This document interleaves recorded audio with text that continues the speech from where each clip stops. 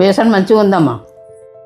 పూరితో తినే బేసన్ కోసం ఇప్పుడు పొయ్యి మీద ఒక గిన్నె పెట్టుకొని కొంచెం నూనె, కొద్దిగా జీలకర్ర, కొన్ని ఆవాలు, పొడుగ్గా కట్ చేసుకున్న పచ్చిమిరపకాయలు, కొద్ది కల్లెమాకు, కట్ చేసి పెట్టుకున్న ఆలుగడ్డ, ఉల్లిగడ్డ ముక్కలు ఇవన్నీ మంచిగా ఫ్రై చేసుకోవాలి.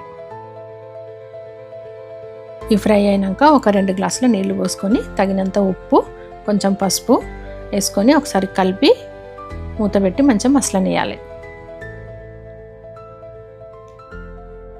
ఇప్పుడు పక్కన ఒక గిన్నె తీసుకొని దాంట్లో ఒక 3 చెంచాల శనగపిండి, కొన్ని నీళ్లు పోసుకొని చిక్కని పేస్ట్ లాగా కలుపుకోవాలి.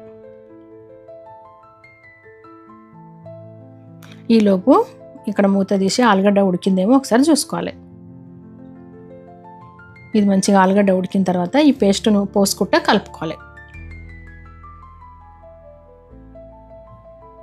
గట్టిగా అనిపిస్తే కొంచెం నీళ్ళు వేసుకోవచ్చు.